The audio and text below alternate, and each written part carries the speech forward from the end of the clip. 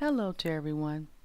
My name is NC Lightworker and welcome to the Black Off Grid YouTube channel. This video is part of the Real Talk video series where we are going to discuss issues as it relates to homesteading, prepping, and self-reliance before, during, and after a catastrophic event. I have a second YouTube channel under the name of NC Lightworker that will give you insight into my personal views and outlook regarding the future.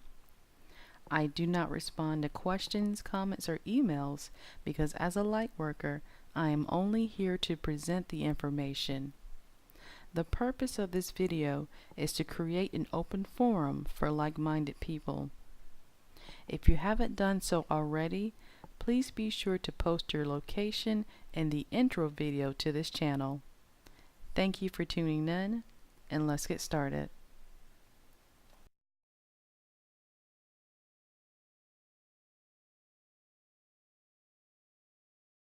Self-reliance is the act of taking full responsibility as it relates to food, water, shelter, self-defense, defense of property, medical, and hygiene.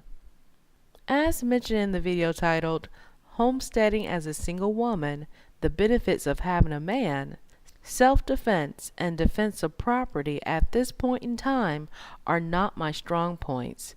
However, there is always room for improvement. This commentary was inspired by a video made by another prepper on YouTube. The delivery of the message was very straightforward, and for me it served as an official wake-up call. So in this video, I'm going to elaborate on some key points that were mentioned.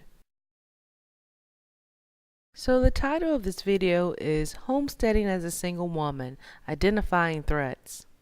You know how they have the saying, if you point the finger at someone else, you will have 4 others pointing back at you. Before you can start identifying your threats, it is important that you do a self-assessment first in order to know where you stand as it relates to survival. For the sake of this commentary, when I make a reference to a single woman, I'm not just referring to relationship status. I am primarily referring to single women such as myself who will be building a homestead and living on the homestead alone. After watching the video on the Viking Preparedness channel, I did a self-assessment. Unfortunately, I came to the very harsh realization that as it relates to preppers, I am at the very bottom of the totem pole, meaning that the odds of me surviving the type of SHTF mentioned in the video are not very good.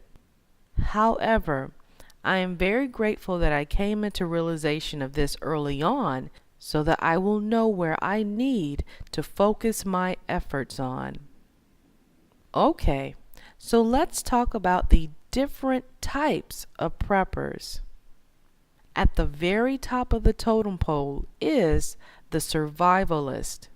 Now these people grew up in rural areas and come from a family of survivalists. I recently met someone just like this, and they told me a story about how at 5 years old his uncle used to test him by leaving him in the middle of the woods at night. He was not allowed to return home until sunup. With these people, survival and bushcrafting is ingrained in them. Next up are people who acquired survival skills, which was usually through the Boy Scouts or the military. Now, the majority of the people watching this video probably do not fall into these 2 categories. So let's talk about how we rank as it relates to survival. Now here's my assessment. I am a single woman living by herself in an unknown area. Therefore, I am at the bottom of the totem pole. Above me is a single woman that lives by herself, but she has family or long-term community ties to the area. Generally speaking, people who live in rural areas are very suspicious of outsiders and may even become hostile towards them. Also, there is a very real possibility that I will not be accepted into the community. Next up is a single woman that has a male presence on the homestead. So this could be a teenage son, a significant other, an adult male family member, and or friend. And last but not least, at the very top of our survival list is the married homesteader. The reason why she is at the very top is because her husband has made the obligation to love, cherish, and protect. So basically, ladies, I hate to break the news to you, but your boyfriend is not going to fight for you, and he damn sure ain't going to die for you. Whereas your husband, if he is a real man, will.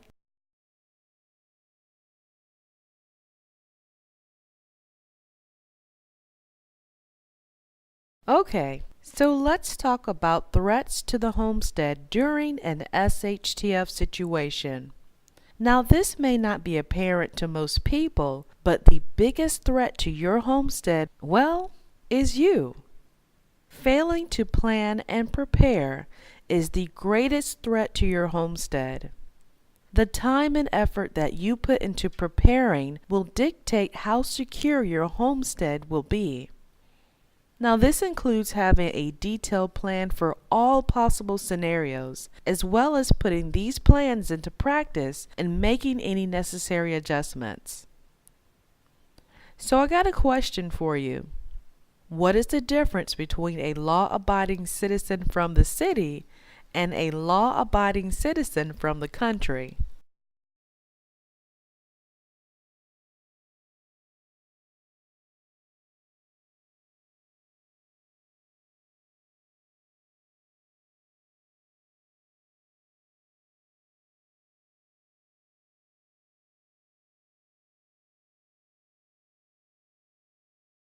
The second biggest threat to your rural homestead is going to be the person closest to you.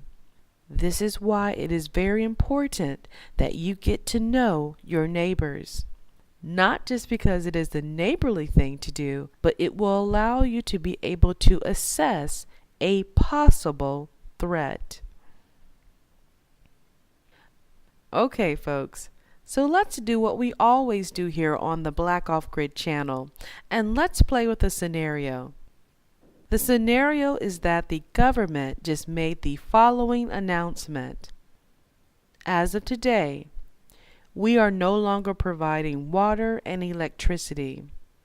Food will no longer be delivered to grocery stores and farmers markets.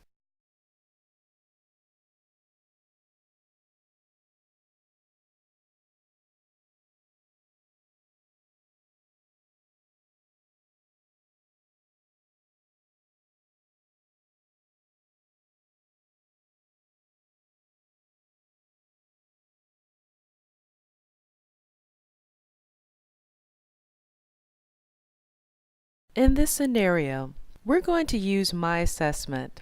Single woman, lives alone, has a fully functional off-grid homestead, no family ties to the area. My neighbors have the following assessment. Frank and Jane, both work full-time, have 2 teenage sons, no vegetable garden. Miss Nancy, elderly woman, lives alone, maintains a vegetable garden, and cans her own food, is related to Jane. Tommy, lives alone, works as a mechanic, however, he's not very friendly. He is also Frank's high school classmate, and no vegetable garden. Now mind you, your neighbors know everything about you. Your comings and your goings, what you have in your property, etc. And the reality of the situation is that people do talk. That's just the way that it is. In our scenario, no food, no water, and no electricity, local law enforcement is unable to maintain order. Even though Jane and Miss Nancy are related, she is not going to have enough food to feed herself, Frank, Jane, and their 2 teenage sons. After the food runs out, do you think I may have crossed their minds a few times? And I don't mean in a good way. As a single woman, there is absolutely no weapon that will be able to provide you with the level of protection that you will need. And I will say this time and time again. Your best line of defense is having a man. In our scenario, what if my neighbors knew my husband served in the military and is a war veteran? Do you think that this is something that will make my neighbors think twice?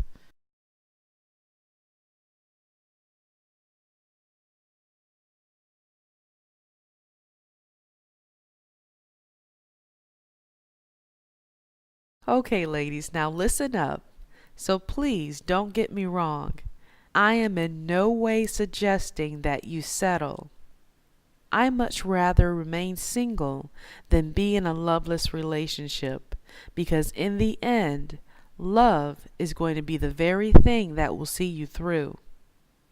As mentioned in previous videos, it is important to always keep your heart open for the day when Mr. Right will come along. For more information, check out the video that is titled Homesteading as a Single Woman, Black Dating Advice.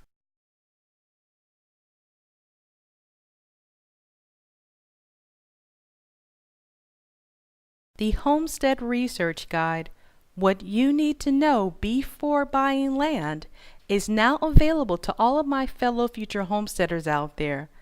Also, be sure to check out the video that is of the same title.